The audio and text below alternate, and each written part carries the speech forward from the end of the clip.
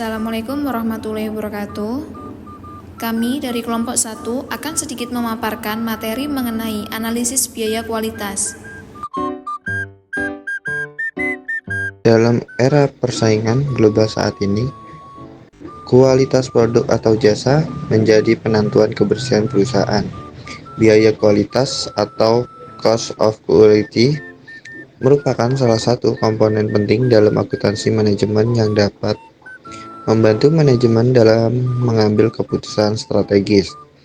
Dengan menganalisis biaya kualitas, perusahaan dapat mengidentifikasi area pemborosan dan peluang peningkatan kualitas produk serta efisiensi biaya. Selanjutnya, pengertian biaya kualitas. Menurut Holmgren et al. 2009, biaya kualitas adalah semua biaya yang dikeluarkan untuk memastikan bahwa produk atau jasa yang dihasilkan memenuhi standar kualitas yang ditentukan. Biaya ini tidak dapat melibatkan biaya untuk menghindari kegagalan, tetapi juga biaya yang ditimbul akibat kegagalan. Selanjutnya ada komponen biaya kualitas. Yang pertama ada biaya pencegahan atau prevention cost, yaitu biaya yang dikeluarkan untuk mencegah terjadinya cacat atau kesalahan dalam proses produksi, seperti pelatihan karyawan, perencanaan mutu, audit sistem mutu, pemeliharaan peralatan, dan peningkatan produksi. Lalu yang kedua ada biaya penilaian atau operational cost, yaitu biaya untuk memeriksa, mengevaluasi, atau menguji produk agar sesuai dengan standar mutu yang ditetapkan, seperti inspeksi bahan baku dan produk akhir, pengujian laboratorium, audit mutu produk, dan kalibrasi alat ukur. Yang ketiga ada biaya kegagalan internal atau internal failure cost, yaitu biaya akibat produk cacat yang ditemukan sebelum sampai ke pelanggan. Contohnya yaitu biaya rework atau perbaikan produk, biaya pembuangan produk rusak, downtime mesin karena produk gagal, dan kelebihan limbah bahan. Yang keempat ada biaya kegagalan eksternal atau external failure cost, yaitu biaya yang timbul karena produk cacat telah sampai ke tangan pelanggan, seperti klaim garansi, biaya pengembalian produk, kehilangan pelanggan, kerusakan reputasi merek, dan biaya hukum atau kompensasi. Selanjutnya yaitu pentingnya analisis biaya kualitas.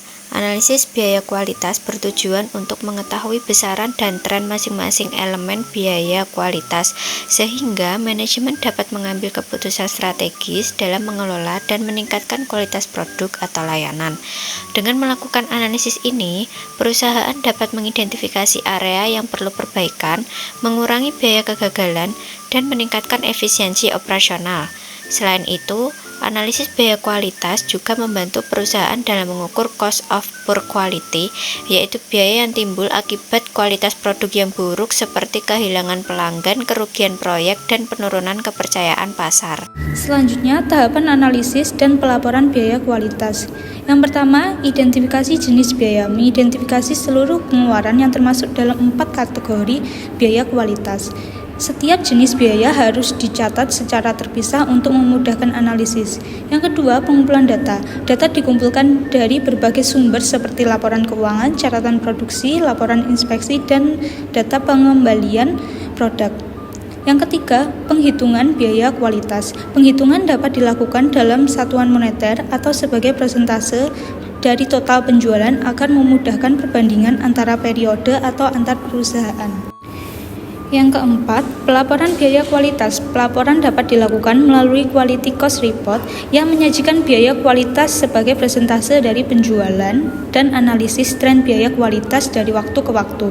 Laporan ini menjadi dasar bagi manajemen untuk melakukan evaluasi dan pengambilan keputusan terkait strategi peningkatan kualitas. Yang kelima, analisis dan evaluasi. Data yang dikumpulkan dan dihitung dianalisis untuk mengidentifikasi area yang memerlukan perbaikan. Evaluasi dilakukan untuk menentukan strategi pengurangan biaya kualitas, misalnya dengan meningkatkan biaya pencegahan agar biaya kegagalan dapat ditekan. Selanjutnya yaitu pendekatan dalam analisis biaya kualitas ada dua.